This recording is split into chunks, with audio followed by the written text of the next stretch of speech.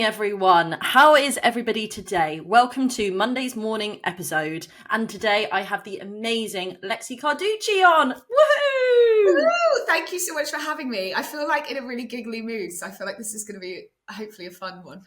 Oh my God, we are going to have so much fun. I have been wanting to get you back on this podcast for forever because, as some of our sort of seasoned listeners would know, you did our first ever podcast, which, as I said to you, Paul, So came much on fun as well. Yeah, and do you know, it feels, obviously Sophie did it originally with you back in the day, but for me that feels like 10 years ago because it was before you even did like the original almost episode. And as I said, you hold the record for the most downloaded episodes we've ever had on Girls and Property.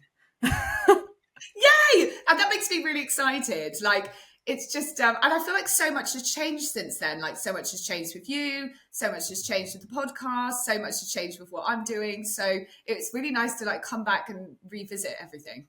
Yeah, I love it. And I always think to myself, well, why can't we get people who've been on it before? Because as you said, so much has changed and we've got so much more to talk about, as it were. And I just think we're going to have so much fun. Like your energy is infectious. So right back at you. That's why I feel like this could go on, this one. I mean, this could actually go one of two ways. We could either just go off as if we're having dinner together, or we could actually talk about property. So I was going to say this could go very, very off-piste very quickly.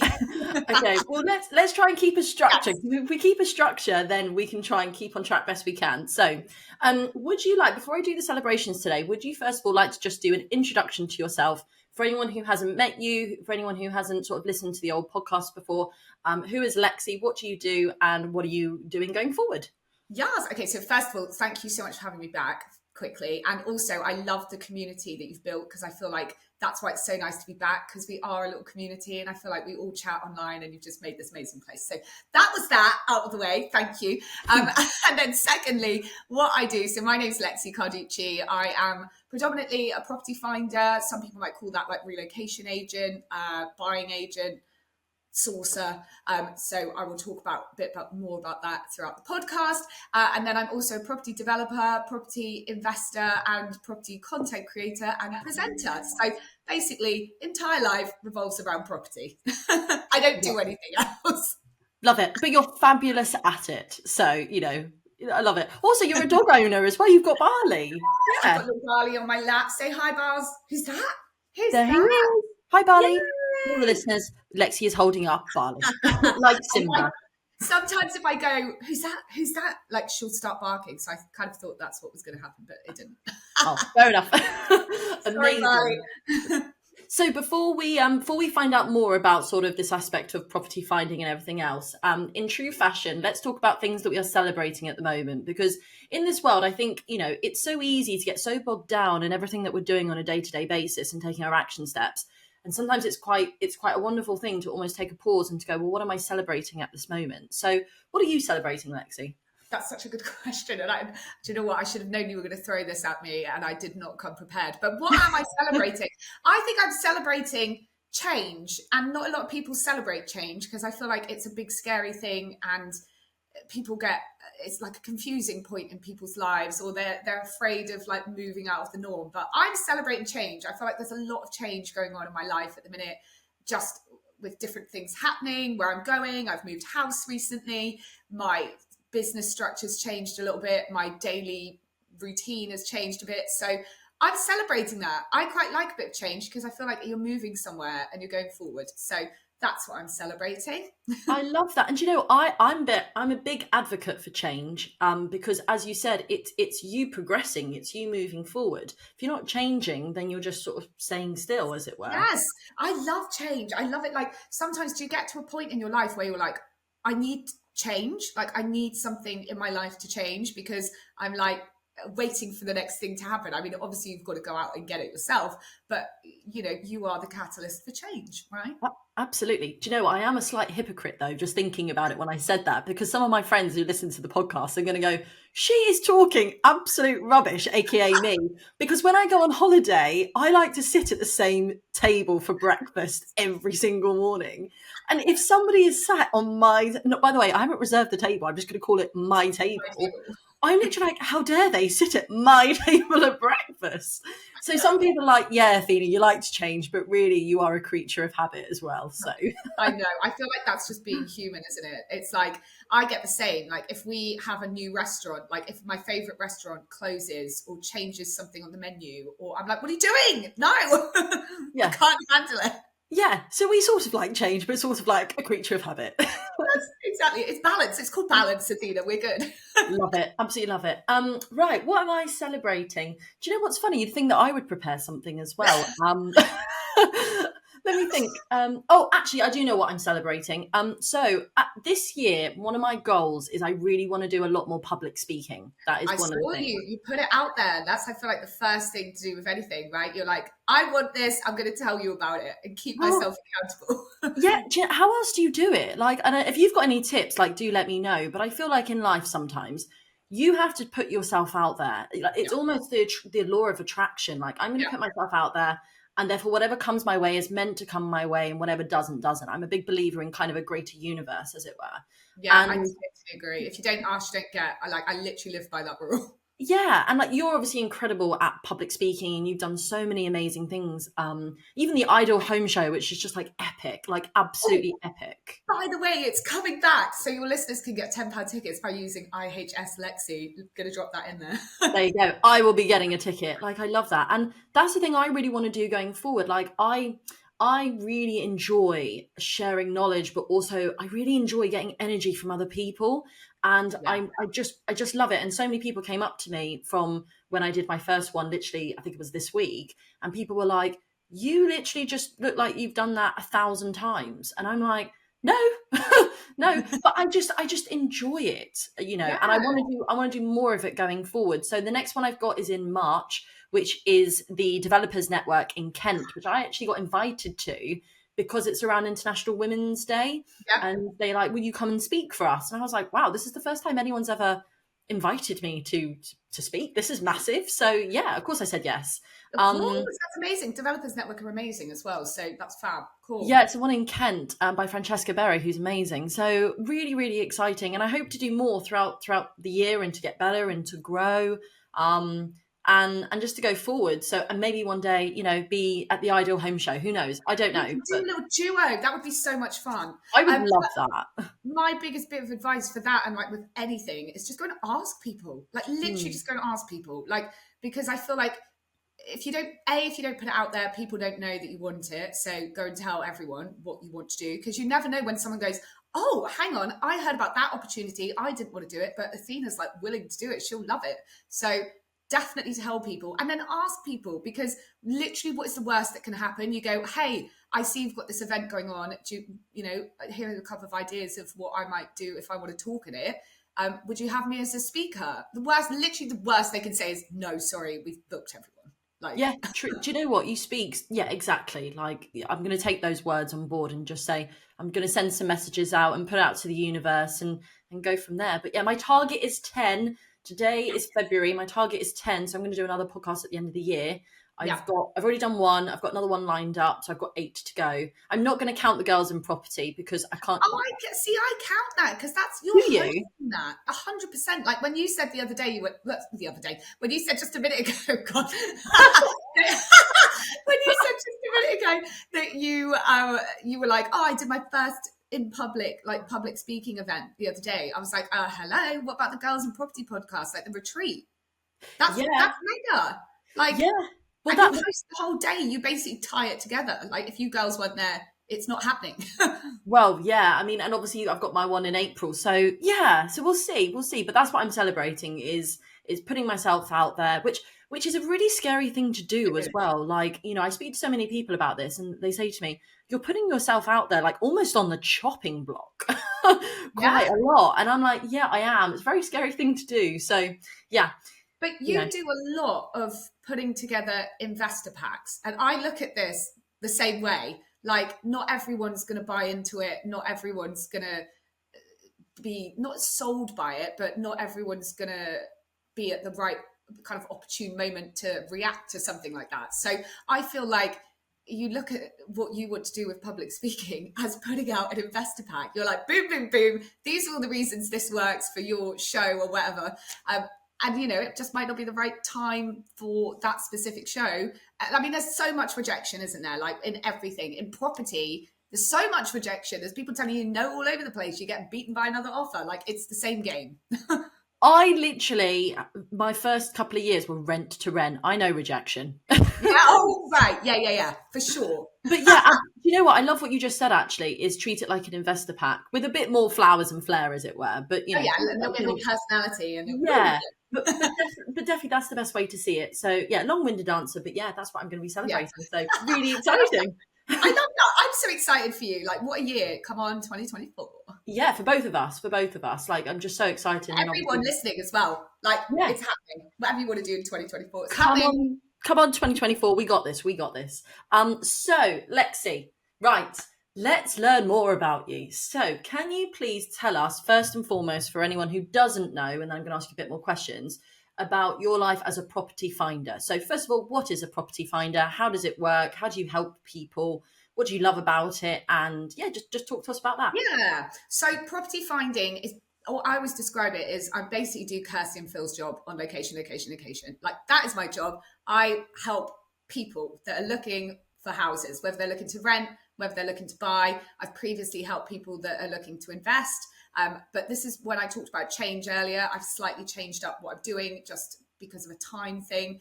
So I can chat more about that. But yeah, property finding is literally what it says on the tin. I am finding properties for the people. So I'm not an estate agent. Obviously, I feel like I've worked as an estate agent, and that's one of the biggest misconceptions, is that people think estate agents work for them and they're going to help them find a property. Yeah, they're going to help you find a property that's on their books, but that's all they can access. And at the end of the day, they're there to get money for their vendor or landlord. Like, you just fill a gap kind of thing. So yeah, I take on that responsibility of helping those people find their dream homes. And I've helped over 700 people in London find their new home. Most of my clients come from abroad, so they don't know the UK system at all. And I literally hold their hand throughout the whole thing, from like picking them up from the airport to handing over keys when they've completed. Wow, that's absolutely incredible. Like, you must just feel so fulfilled doing that job as well. Like, finding someone their first home, finding someone their first family home. Like, it must be an incredible feeling. I love it. I absolutely love it. And it's so funny because I always think, like, why do more people not use a property finder? Because let's face it, it's like the biggest life expense that we're going to spend for most of us in our life, buying a property or even renting a property is the biggest thing that goes out of your account every month, your rent. Why would you not get a professional in to help you with it? You know, I'm not going to sit at home and try and dye my hair myself. I'd go to a professional. Like, it's the same for like, you know, you've got a bad back, you go to a chiropractor. Like, I'm not going to sit there and try and like crack my own back. Like, do you know what I mean? So I feel like, I hope, not just because it's me, like my job, but I hope that more people will eventually end up using a property finder. And there's so many newest, like the modern method of estate agency that we're seeing, where it's almost like a hybrid agent, where they are representing buyers and they're representing the sellers or the landlords. I feel like we're seeing more and more of that, and that in itself is kind of partially property finding. Absolutely. And you know what? I'm going to ask you from a more personal perspective, if that's okay, because you're London based, aren't you? Yeah. So my mum has been looking to move to be near me down south in Bournemouth for about 2 years now. She's been looking at properties, and it has been a real roller coaster for her. And what we're finding is that she either just can't find the right home for her that suits all of her needs, because she's been in London since I was born, basically, you know, God knows how many years, and now she wants to move down south, and it's a big move for her. Yeah. And I'm actually finding that a lot of the agents are, in my opinion, are not actually acting, which they, I get that they're acting for the buyer. So they're not acting for the seller. So they're not acting in the best interests for my mum almost in certain Yeah. situations. And I can see that.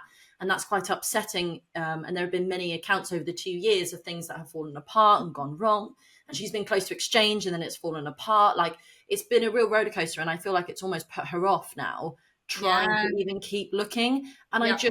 I just think to myself, is it best that she should try and find some sort of a property finder to help her, like a Phil and Kirsty, to help her? I personally would, particularly if it's a new area, like you hire an expert. There'll be property finders that are experts in that specific area that she wants to go to. And I personally would, particularly when you're living in a different place. It means they can go and preview properties for you. They take on the responsibility, the time and the hassle of chasing agents, of making those calls, because, we all know if you don't have the best estate agent, then sometimes not going to pick up the phone and call you. You have to be the one chasing them and being like, hey, I'm still looking to buy, or I've got a client that's looking to buy.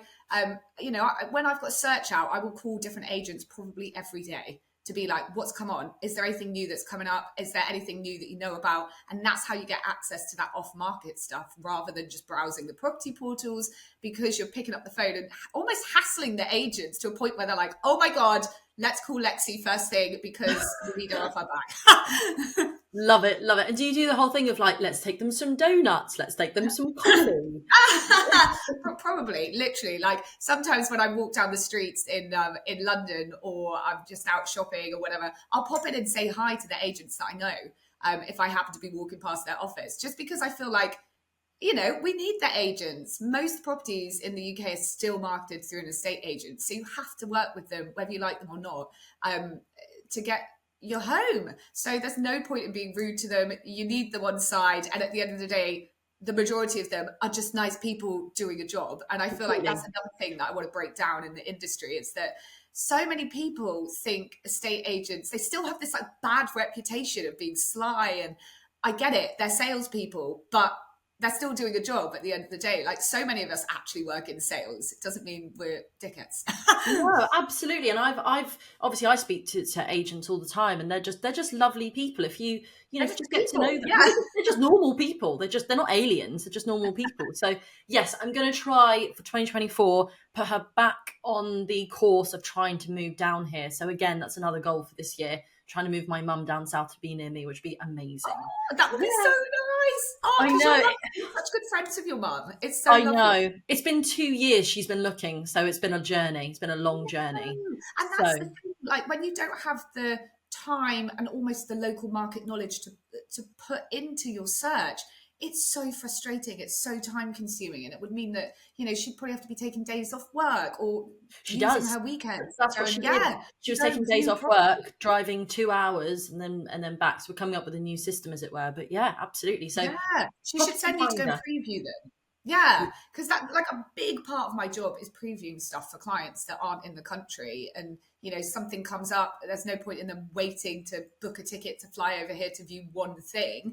I'll go and view it for them, do like a detailed video, send it over to them, and then they can kind of get a feel of, oh yeah, okay, we need to go and see that property. Like, I'd never realistically say to someone like, you need to take it from this video, but at least it's a really good way of them whittling it down whether they are genuinely interested in something or not. Yeah, love that. And what are you doing? You were mentioning just before the podcast, you were mentioning to me about that you're doing something going forward, working with schools, universities. What is it you're sort of, what's your new vision and role that you're doing? Yeah, so I signed, one of my big things, another thing that I'm thankful for and celebrating, is that I signed with a TV agent that looks after like a lot of my social media stuff and a lot of things. Like, big goal of mine, whilst we're putting stuff out there, is to get some kind of property TV show, or that's like my dream. I'd love to do something like that, like location, a place in the sun, escape to the country. I watch them all, I love them all, and it's basically my job. Anyway, so that's a big goal of mine. So I signed with a TV agent, and we're just kind of putting into plan, pitching ideas, putting shows together, brainstorming everything. And a big reason why I started my whole property social media account in the first place was to not educate necessarily, because I don't want to seem like patronizing, but just throw out fun facts and little tidbits of information to help people, whether they're buying, selling, or renting. And I feel like a big part of that target market is young people, and how are you going to get to them? Through schools, through universities, which is personally where I feel we should have some form of basic property knowledge. Like when I used to do my property school podcast, I think the first episode I did was, what is a mortgage and why do we need one? Like, it's breaking it down like that. And because we're in the industry every day, like we talk to people that are in property. So when I say that to people like, oh, I'm going to do a bit on what's a mortgage and why do we need one? People are like, but people know that. I'm like, they don't. They act like they don't. Even my very first mortgage that I did, which was a buy to let, I think I told this story to Sophie. I got rejected on for stupid reasons because I was 24. I didn't know what I was doing. I just knew that I wanted to get on the property ladder, and I couldn't afford to live where I was living. So I bought something that I could rent out where I could afford to buy. And that was kind of as much as I knew about it. And I got rejected on my first mortgage. And I'm like, I was working in the industry at the time. And if I'm failing it, what, like, everyone else must be struggling too. Yeah. Do you know, we speak about this all the time about schools and even universities and things in regards to, what you actually learn. And then when you actually go out, like what it is that you need, like you even said it, you're like, you sort of just go, right, you finish university now, off you go rent somewhere, go buy somewhere, learn as you do, learn as you go. And it's like, well, how are people supposed to get educated and to learn about that, which is so important? And And I I would have think loved something like that at school. I would have loved that. Like we had business studies, of course, but you had to choose to do business studies. You didn't just get it. And somebody, I see these memes all the time. They make me laugh so much. They're like, thanks for teaching me about what was it? Parallelograms. Oh my God, yes. Did you do that one? Cumulative frequency graph. Never ever used one of those in my life, but what about my tax return? Yeah, exactly. And what was Pythagoras' theory? And like some people use it because of architects and stuff, but the majority of us, us basic type, we don't need that. We just need to know, how do I get a mortgage? How about let's just take it even further back from that. How do we even know how to have budgeting, even in day-to-day life, what is my income, what are my outgoings? Like they just don't teach this stuff. So the fact that, and also you're so incredible with your energy as well, and you make it so much fun, that I think that's what's important. Like you would be the perfect person to go into schools, universities, or to create your own TV program to say, hey guys, this is me, this is what I do, and I'm going to teach you how to do it, because they all listen to you. You make it fun, you make it cool. Yeah, that's so kind of you. And I feel like that's a big part of it. Like my whole goal is like, let's make property fun, because it should be fun. Like whether you're renting, whether you're buying, whether you're selling, like that's a journey in itself. Like I know that not everyone moves for reasons that they necessarily want to, and sometimes they're forced into it, but it's still a new chapter. And I feel like with that should come some form of excitement. Yeah, absolutely. So I'm really excited for that. So I hope we get to see like more of it. I hope we get to see like your progress of you doing it, and maybe see you on your own TV show one day, like, which by the way, like I can literally just see for you. It's just the correct path for you to go, with everything that you're doing and the fact you speak at all these shows and your social media presence. And basically, I don't really know anyone who doesn't know you in the property world so far that I've spoken to. So I just feel it's natural progression. See, that's one of those things, like putting yourself out there. You just have to go with it. Like, and I feel like that's a massive thing on social media, isn't it? Like people are like, oh, but I post stuff and it doesn't do very well. Half my posts don't do very well at all. But if you stop posting, they're going to do even worse. Like you just have to keep going and like switch it up and trying different things and trying new things and see what people like and going with the flow and going with the algorithm and just cracking on really and put yourself out there. Yeah. I just love your outfits. I think your outfits are fantastic. Thank you. I love a little bit of fashion. In fact, so many people are like, can you please tag everything? And so I must start doing that this year. But so much of my stuff's old. Like what I'm sat wearing now is from River Island from like 4 years ago, like pre-COVID, and it's still got the label in it. I have a habit of keeping labels and stuff. I don't know why. I think it's because I think I'm going to sell it and then I never do. Fair enough, but that's how things go. And also, what I'd love the viewers to hear about also, which is really sort of, it's been exciting and interesting at the same time is what has been going on with your bungalow, Mm. because I obviously stopped, like we were just about to speak about it before you came on the podcast, and I went, wait, stop, because I want to talk to you about it actually on the podcast. So my understanding and my memory, and you tell me like what's changed since then, is at the last Girls in Property retreat, which was in September, you were developing that bungalow, and you were going through it. It was developing. You were going to turn it into, I think, what were you actually? What was your plan? Yeah. So basically, we bought this bungalow on the same street as where we were living. It's like 15 doors up the road. We used to walk past it every day. It was completely derelict, like the windows were smashed. And it was just sat there not doing anything. So my boyfriend and I were like, right, we like this place. We love living on the road. It's got so much development potential because it's on a corner plot. It's on quite a big plot. Like whether you put a house on it, whether you put flats on it, like there is something to be done with this site. It's an opportunity. So we couldn't find any sales details about it at all. We one day kind of shuffled into the garden, not saying that anyone should go trespassing, but and we found an estate agent for sale board. So we called them up, asked about what was happening. Long story short, I guess, is that a developer had put an offer on it, subject, and it had been accepted, and they kind of bought it subject to getting planning permission on it, and it had taken them 18 months and they kept getting rejected on planning. So we were like, well, let's just chuck an offer forward then. Like they hadn't exchanged, it was just sat there under offer and no one knew about it. So we were like, well, let's just put an offer forward because we live down the road, we're a couple, we just want to move to something bigger and then think about what we could do with it, and we were going to live in it. So there was we didn't have any pressure that we needed to get planning on it, because worst case scenario is what, we don't get planning on it, we just live in it, do it up to a good standard, and then sell it further down the line. Sorry, I've got a really annoying cough because my boyfriend tried to poison me in the shower. We'll talk about that later. But anyway, so back to the bungalow. We're coming back to that. We'll come back to that. Back to the bungalow. So the vendor who was selling it on behalf of his sister, who had to go into a home, decided to go with our offer, even though it was slightly lower than the developers, but we were like ready to move on it. So we had it tied up in just a couple of months. Everything went really smoothly. There was obviously no chain.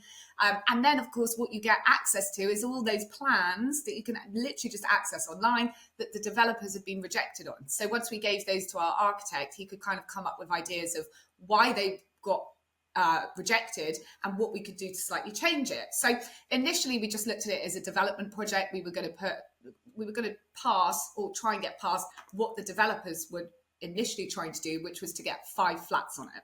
So we worked on that for 6 months, made a few changes, reduced the size of it, reduced different things, made it look slightly different so that it fitted in with the surroundings because it's in a conservation area.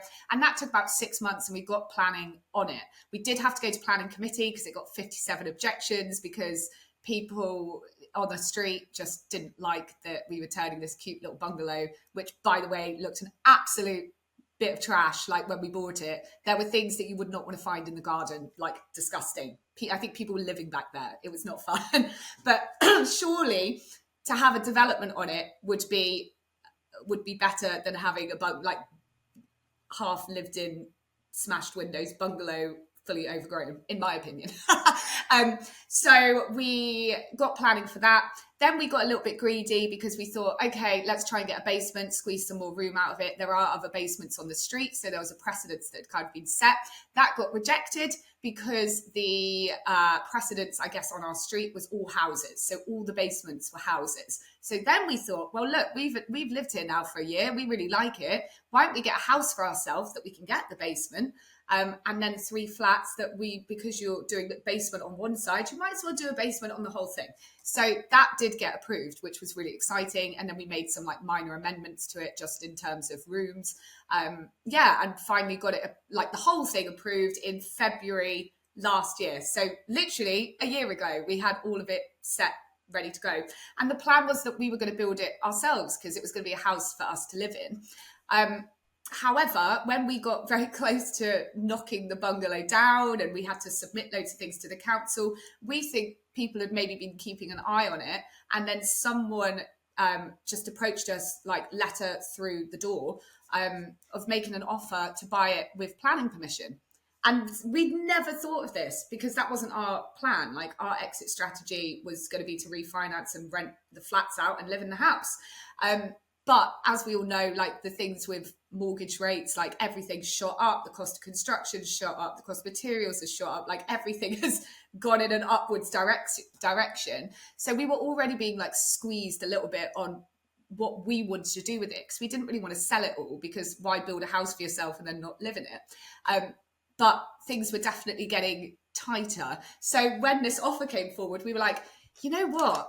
Maybe we should look at selling it. So we actually put it on like off market with an agent that just specializes in developments, who just pinged it out to people that he knew. We got 30 people interested in it that came to look around the site, like insane. And then we were like, okay, we've got a bit of a gem here. Like we can definitely get more than that person had initially offered. So we kind of went back and forth with a few different people and decided to sell it to someone that was a cash buyer, also a developer. So brilliant, great. They wanted to exchange within 5 days. Once you've kind of made that decision, like my boyfriend and I are very like, right, once we've made a decision, it's happening. So we were kind of like, let's just do it. Okay, cool. So we exchanged in 5 days, and then completion was set for the 24th of November. Part of the agreement was that we had to knock the bungalow down. That was just part of what they put forward in their offer. So that was fine. It cost us about 15 grand to knock it down. And it took 2 days to get the whole thing down, which was kind of sad, but hey ho, is what it is. And it was going to happen anyway. But you know, when you've lived somewhere for like, by that point, like nearly 5 years, yeah, it's kind of sad to like not see it standing there anymore. But oh well, that's development for you. Anyway, so the day of completion, they just decided not to complete. Ever had that happen, Athena? Hold on, they didn't complete? Yeah, they just didn't complete because they were supposed to be cash buyers.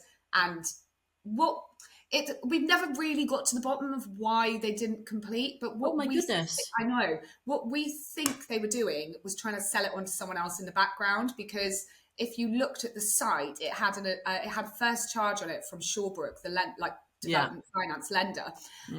So someone was trying to get finance on it. So we think maybe they were trying to sell it on to someone else in the background before completion. Oh, gosh. So have you ever had that happen? I've never had that happen. Just a question, because I don't know how it works in this situation, because I've never sold just land and planning. So had they exchanged? Yes, we exchanged. Oh, yeah. They did exchange. Yeah, okay. Exchanged within the 5 days, and then completion was set for like 24th of November, which was maybe 6 weeks after. And how much did they have to pay for the exchange? So 10%, which standard 10%. Standard, exactly. So it's interesting because there's two things that you can do in this situation. So one of them was that we could basically serve them notice to complete. And then if they don't complete, I think it's 2 weeks or 10 days. If they don't complete within that time frame, you keep the deposit, you get the property back, and you can sell it. But by this point, we were kind of like, well, we don't really want to go back to the market. That's like another 3 or so months. Like, you've kind of lost all that interest from those 30 people before. They've probably bought other stuff. Like, it's just, you know, when you're committed to something, you're like, I kind of just want to see it through. So we could have done that. And our solicitor was like, it's quite an aggressive thing to do, to like serve someone notice. Now, in my opinion, it's quite an aggressive thing to tell me to knock my house down and then not buy it. But wow. Yeah. Of course, you'd knock the house down, of course. Yeah, so we'd moved into a flat down the road. So like you couldn't even stay living in it because it didn't exist anymore. So goodness. Yeah, and then we were like, oh my god, like the whole thing, we were like panicking about it. Then there was another thing about the SIL payment, because basically when they hadn't completed, they said, have you given notice that the development started? And we were like, no, because we're not doing the development. So then we had this whole back and forth about the SIL payment, which is that community infrastructure levy, which was £92,000. Them basically saying, because we'd knocked it down, we'd started the development, and us saying, well, actually, no, you would told us to knock it down like you would a builder. So we actually won on that scenario thanks to our solicitor, because we'd signed in the contract that it was, we had to knock the bungalow down under their construction. Just like you'd say to a builder, we are instructing you to knock this bungalow down, you wouldn't expect them to pay the SIL payment. So do you know what, that just shows you how important contracts and solicitors are in that moment. Yes, worth their weight in gold. Oh my goodness. And another thing that we'd I would never sign again. And I don't know why we didn't pick it up. I think because it was so rushed through. But it said in the contract, the bungalow must be demolished to the buyer's satisfaction. Okay. How ambiguous is that? You could be like, well, I'm not satisfied. Is that what happened? No, that actually wasn't what happened. But when you read the fine print, it's like, like, how was that allowed to be a thing? Because it's so ambiguous. It's mad, Totally. isn't it? They could be like, I don't like this piece of rubble over here. Yeah, I know. So then what happened? Yeah, what so happened? what actually happened was we basically did a new agreement. So we had a deed of variation. We kind of did like another exchange when we signed a new agreement for a new completion date, which we moved to the 16th of January, because that's when they were like, okay, we'll be able to do it 16th of January. Is this the same buyer? Same buyer. Yeah, buyer. same buyer. And then they had to pay interest on the remaining amount so we've obviously got the holding deposit, but the sorry, not holding deposits because I work in lettings so much, but deposit. But that whole bit that remains, so like basically the rest of the balance of the property, they had to pay an interest on between the 24th of November and the 5th of December, which is quite high. It's the Bank of England base rate plus, I think, 4%. So every single day that they basically had messed us around. So that gave us about £8,500 extra in that bit.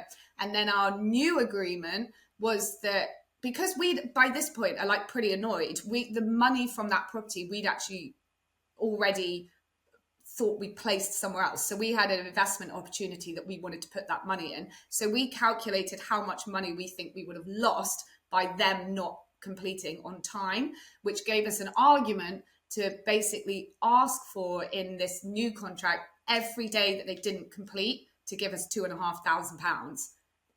Yeah, which they came back with, and we negotiated back and forward on loads of different points, but we did manage to get it every single day. And then they thought they'd complete before Christmas, but they didn't. Then they thought they'd complete the first day after, like, we all came back from Christmas break, and they didn't. And they literally completed the morning of the 16th of January, like the last day. And we got 80 grand out of it, which was lovely. What, 80 grand extra? Or extra? 80 grand extra because of the 2,500 a day. So it worked out quite well in the end. So you got 80 grand extra on top of it because they didn't complete when they said they were going to complete. Yeah. Okay, I know you went through a lot of stress. I know that, and I'm sure it was very traumatic, but my God. Yeah, I know. It actually worked out quite well. It was one of those things that you're like, it was such a roller coaster. Honestly, like 1 minute you're like, oh my God, we've lost that investment that we were putting our money into because we didn't have the money. You've knocked down your house. Like, you think you're going back to the drawing board. Like, then you start questioning yourself and being like, should have we held on to it and done the development? And like all this stuff going on. And then it was up, down, sideways, like upside down. It was honestly madness.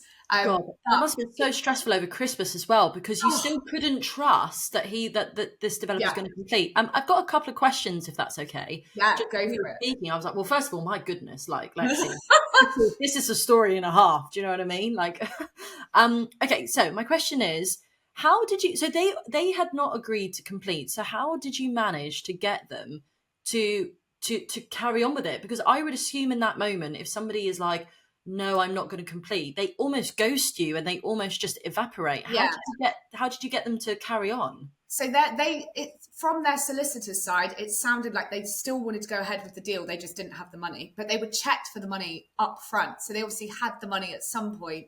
That's why we think they were trying to like flip it in between, because they've probably just been able to show that they've got the cash, and then they've put that cash back somewhere else, or they've put it into another investment because that wasn't their end goal. They were always thinking maybe to flip it. I don't know that for a fact, but that would kind of make sense in this scenario. So then, of course, what I think has happened, and by no means am I saying that this is definitely what's happened, but it would, again, it kind of would make sense with the storyline, is that the person that was supposed to be buying it through them has pulled out, and now they don't have the cash. So that's what I think happened. And that was the kind of story from their solicitor, was that we're just trying to get the money. We're waiting for investors to give us the money. So they wanted to keep going with it, which is why we kind of had them on a hook, because otherwise they'd lose their deposit. which is quite a lot of money because Yeah, 10%. we sold it for 1.415 million. Well, So, this is you've what. got 140 grand that you're going to lose. Yeah, so I've got a couple other questions, but now that you just mentioned the money side of things, so I'll ask that first. Is I think I saw in your social media, but do you want to just let the listeners know? So, what did you buy it for, and with all your costs, and then what did you Yeah, actually sell it for? I actually wrote this down because I'm awful at remembering things. No, I didn't. I took a pic. I took a pic of it online. So we bought it for 900,000. This was back in 2018, And you and lived in it, and it was your home. lived in it. It was our home, and we sold it. Well, beginning of this year for 1.415 million. But obviously, there's so many. We've lived in it for a while. You've been paying a mortgage on it. You there was obviously loads of costs in the middle of it as well. So, like, our purchase costs on it were £64,000. We'd calculated at the beginning the SIL payment, but we didn't obviously end up having to pay that in the end. And it was advertised, like when we advertised it for sale, we advertised it with the SIL payment in it, which is again why we were like, well, you knew that was going to be there. If we'd done the development, it would have cost we think about 995,000, like just shy of $1 million to do the whole development. But obviously we didn't have to pay for that. And then your sales costs, probably around 20 grand, I'd say, probably. So there's obviously costs in the middle that make it not a profit, and the length of time that it took to do it. But it worked out well. It was basically bought for 900,000 in 2018, sold for 1.415 in 2024. Amazing, without really developing the bungalow at all. If Well, anything, knocking it down. Yes, I know, it's mad. And that's why I loved when you talk to Ella, Land Profits, because that's what she does. That is her strategy. And I just think it's genius. And in fact, now that we've done this one, we've got another development site in Acton that we're going to do the same with. We've got planning on it to extend the existing house and put a new additional dwelling, which is a house in the garden. So we're just going to sell that. And then I think it's everyone's property strategy is different. Everyone's trying to look for something different out of it. And for us personally, to actually take the risk, do the development, borrow more money, like I feel like if you've got a cash pot sat there, great, like go for it. But if you're trying to borrow money and then pay a higher return on that, like for us, it wasn't going to give us the profits that we wanted. So we might as well sell it, take those profits. And for now, we're just going to stick, if you can get 300 grand, let's say, into someone else's development, because we know loads of other people that are doing developments in the industry, stick that in there as an investment, get 10% on it, you get 30 grand for doing basically nothing. Do you know what's brilliant about what you've just said is you've just shown how you have done so many different strategies in line with what the current market is actually doing at the moment. It's frozen. And this is what I always say to people, you don't have to. Yeah, you don't always have to stay and stick with the same strategies going forward. You can adapt and change, and that's exactly what you've done. Originally when you came on the podcast with Sophie, you were very much development. You were very much speaking about developing properties, and now we're talking about planning and land profits, and you actually being the investor in someone else's and getting the returns and seeing it on the other side of it. So I think that's brilliant how you've changed. One question I'd like to just go back to in regards to the bungalow, if that's okay, is obviously there are so much detail into the way that you made this work in regards to charging interest rates, in regards to charging an extra £2,500 to get that extra 80 and everything. Did that come from you? Was that your idea, or did that come from a solicitor or somebody else's advice? So the interest that they had to pay from when they were supposed to complete until the new kind of contract was signed, that's just standard. That would happen like if you were a buyer and you pulled out after exchange, because exchange makes it like legally binding. So if you don't complete after you've exchanged, like you will be, if you're the person that pulls out, you are subject to the interest payment, which is standard. So that was standard, that was done. And then the other we just put forward, because you almost go back to like a negotiation. So we were like, okay, well, we calculated, because we had this investment opportunity where we were going to put the money, what have we lost in that amount of time? And all the extra solicitors fees, it probably cost us an extra 20 grand in solicitors fees, the fact that they didn't complete and having to go back and forward and back and forward. So we had to cover that. And then it was just adding up all these losses or things that, because they'd failed to complete on time, were going to affect us. That's the figure we came to. That's the figure we wanted. And it's kind of take it or leave it. Like by that point, we almost had them backed into a corner. I was just going to say that at that point, do you know what? It's never happened to me. I've never been in a position before where, and I hope not, like touch wood. I don't want to be in it again. I mean, it sounds like you get an extra 80k, but quite frankly, I'd rather not have grey hair, you know. Yes. So it must be a very stressful experience, and I don't really want to add more stress to my plate. So this was my thinking before Christmas, because they were saying, oh, we think we'll be able to exchange like basically the last working day before Christmas. And my boyfriend was like, oh, I hope they don't, because, you know, that's like another 10 days that everyone has off. And he's like, think of the money that we'd get in that 10 days. Hilarious. And I was kind of like, well, I'm kind of done with this now. Like, I just want it gone. You get to the point where you're just like, I don't care about the extra 10 days. I just want it done. Because in my mind, I was like, what if they don't complete on the 16th? Like, and then you've got to go back to the drawing board. And like, I know that you would have earned more money, but then what if they didn't pay that money? Are you then going to have to go through legals to try and get that money? Like, to me, it was so up in the air. And I was like, I just would like to complete on this, please. Yeah, do you know what? It actually could have gone a different way almost, which is they exchanged, fine, they didn't complete. But what could have happened is obviously they just continued to not complete, continue to just spin you along and then say, right, well, fine, come after us for all the monies.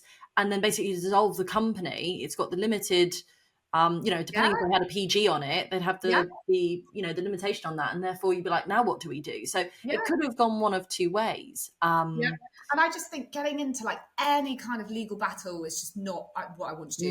No, definitely not. It's draining. It goes. We know someone that this has happened to before, and Right. they did take someone to court, and it took like 5 years to get the money. And I'm just like, that's There 5 you go. years of your life that you are stressing about something. Like, I'd rather just not deal with that. And your bungalow was knocked down. It's not like you could just move back in and go again. You're like, our little bungalow is gone. Well, I have to say, do you know what, Lexi? Like, you're never going to have a boring day in your life, are you? Like, you just aren't, there's just so much going on for you. It's just, you need to write a book. I'm going to put it out there. I'm going to be the one to tell you need to write a book. Okay. All the things that could go wrong in property. But I just think at the same time, it is quite exciting, because from that experience, like, I've learned so much. Like, even to recount it to you, I'm like, I had to think about a couple of things, because it's not like the normal process. And it really helps me actually to be able to talk to you and the listeners to get, their feedback and hear other stories. I just think it's great. Like, we can all share our problems. Yeah, absolutely.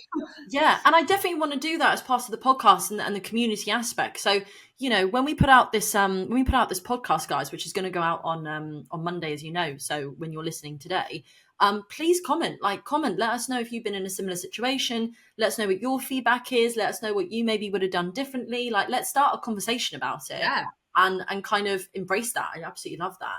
And in regards to sort of what originally you were speaking about, which I definitely want to touch on, and I've been dying to talk to you about this, is talk to me about your property disaster of the grenade. What was that? That was in the same bungalow. When that bungalow, honestly, the dramas it's caused, great for content. So for people who don't know what we're referring to and we're giggling away about a grenade, can you just explain what happened and your property disaster with it? So we got a call from one of our builders one day when they'd started like taking the bungalow apart. They'd gone up into the loft space, which we really didn't use, had never really looked around, and they'd found a hand grenade in a water tank. Yeah. And he was like, we've basically found a bomb in your property. And I was like, well, what do you do? What the hell do we do? Do we keep it? Is it a souvenir? Like, I kind of wanted to keep it. I was like, this is quite cool. But I Googled it, because what else do you do in 2024? So I literally Googled, what do you do if you find a hand grenade? And it was like, call the police, because they have to come and assess it and see if they need to do a controlled explosion. And then I was like, oh my God, I better get down to the building site and just make sure like health and safety boxes are checked before I call the police. Imagine if I called the police out and they found something on site and then shut the whole site down. So I was like, let me just go make sure everything's good. Everything was good. Everyone's in hard hats. We're all good, ticking the boxes. Then my boyfriend took a selfie with it, because why wouldn't you? Terrifying. And then we called the police. Fair enough. That's the correct order of things. Checking the health and safety, taking a selfie, calling the police. There you go. But they came in literally about 3 minutes. It was so quick. They came, they roped off the whole street. Everyone had to be evacuated from their houses. Then they had to decide whether they wanted to do a controlled explosion on site or if they were going to take it away. I live on the same street as a couple of well-known presenter celebrities who did not look too happy about being evacuated from their homes. Oh, wow. I know. That's fun. So that was quite interesting.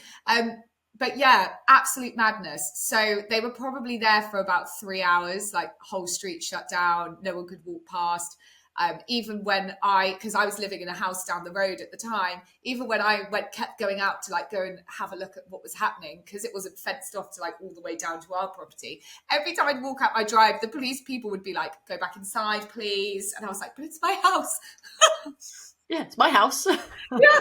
Oh, but we were joking all the time by being like, it's too bad that it didn't just go off there because it would have demolished the bungalow for me. Save me some dollar. Oh my God, yeah. Imagine.